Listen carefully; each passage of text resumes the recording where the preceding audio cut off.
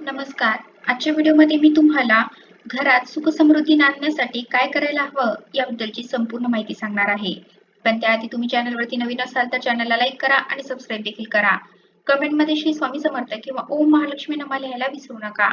आपल्या घरात सुख-समाधान नांदावं असं प्रत्येकाला वाटतं, पण त्यासाठी नक्की काय करायचं ते कळत नाही. चला बघूया.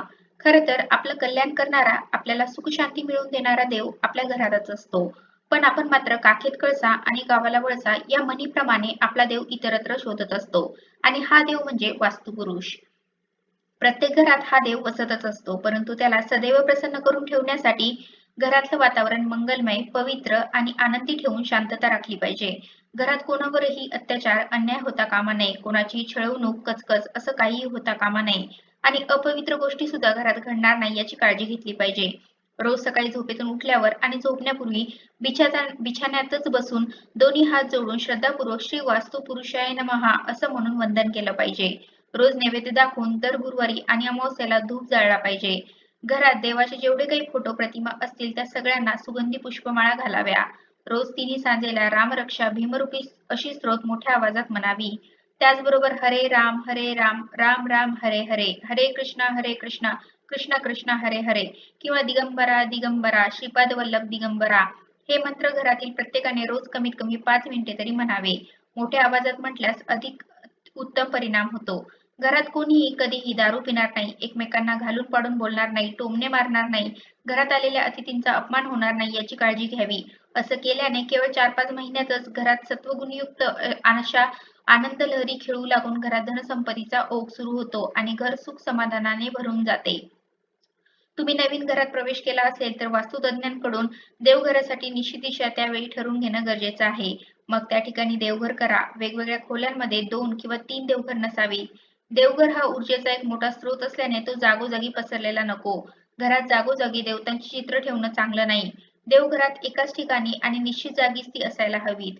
वास्तुशास्त्रातील नियमांप्रमाणे घरामध्ये देवांकरता असलेल्या स्थानी देवदेवतांची चित्र तसगिरी लावल्याने मंगलमय आणि पवित्र वातावरण निर्माण होतं.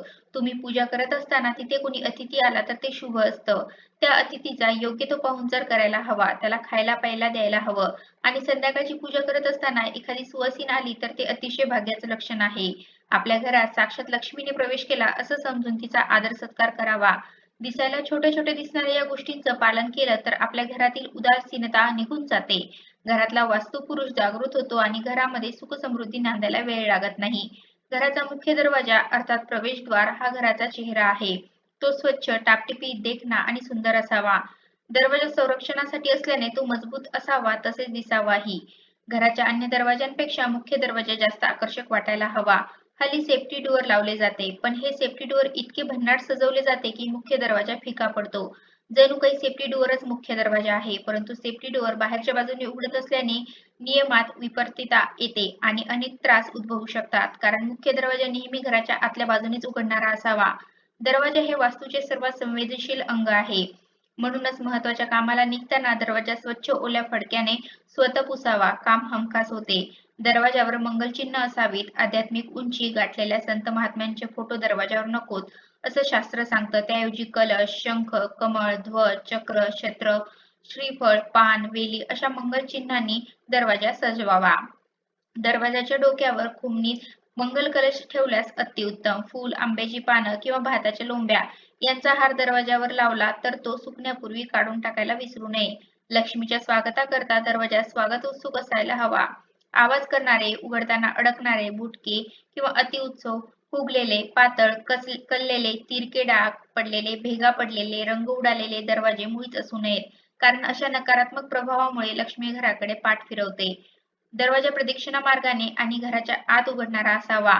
त्याच्या विरुद्ध दिशेने उघडणारा दरवाजा मानसिक संतुलन बिघडवणारा असतो. घराबाहेरील अशुद्ध वातावरणाचा, नकारात्मकतेचा वास्तूवर परिणाम होऊ नये म्हणून दरवाजाच्या वर घोड्याची नाल ठोकण्याची आपली परंपरा आहे. ही नाल शनिवारी खरेदी करावी. टांगेवाले शनिवारीच नाल काढतात. काळ्या घोड्याची नाल असल्यास अतिउत्तम. नाल घराच्या आत न आणता हळदी कुंकू वाहून बाहेरच्या बाहेरच दरवाजाच्या चौकटीवर ठोकून द्यावी.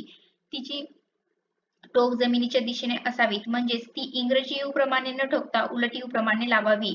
नाल आर्थिंगचं काम करून निगेटिव्ह ऊर्जा खेचून टोकातून जमिनीत सोडून देते. भिंतीच्या लांबीच्या बरोबर मध्यभागी दरवाजा असल्यास दरवाजातून बाहेर पडताना घराच्या ब्रह्मस्थानाकडे पाठ होते असं होणं शास्त्रविरुद्ध आहे. ब्रह्मस्थान उघडे पडणारा दरवाजा घरासाठी कलहकारक आणि कुलनाशक असतो. प्रवेशद्वारात सेकंड हँड दरवाजा बसवू नये. वास्तुशास्त्रीय ग्रंथांमध्ये यांची निंदा केलेली असून असा दरवाजा नेहमी जुन्या स्वामीची इच्छा करतो. नवीन आणि जुने लाकूड एकत्र करून दरवाजा केल्यास ते कलहकारक होते असे समरांगण सूत्रधारात सांगितले आहे. जेव्हा घराचा दरवाजा बदलला जातो तेव्हा घर नव्याने जन्म घेते, म्हणून वास्तुशांती करणे आवश्यक असते. नवीन घरात जाताना घरात घुबड शिरल्यास, घरात कबूतराने घरटे केल्यास, मधमाशांचे पोळे घराला लागल्यास, अपमृत्यू झाल्यास, घराचा दरवाजा बदलल्यास वास्तुशांत करावी असे ग्रंथात सांगितले आहे. उदशांती, वास्तुशांती, ग्रहशुद्धी अशा विविध प्रकारे वास्तू तेजोवल्ले प्रकाशमान करणे हाही ग्रह सौख्यावरचा एक उपाय आहे. तर अशा प्रकारे आजच्या व्हिडिओमध्ये मी तुम्हाला घरात सुख-समृद्धी आणण्यासाठी नक्की काय करायला हवं याबद्दलची संपूर्ण माहिती सांगण्याचा प्रयत्न केला आहे. कसा वाटला तुम्हाला माझा आजचा व्हिडिओ कमेंट करून नक्की सांगा. धन्यवाद.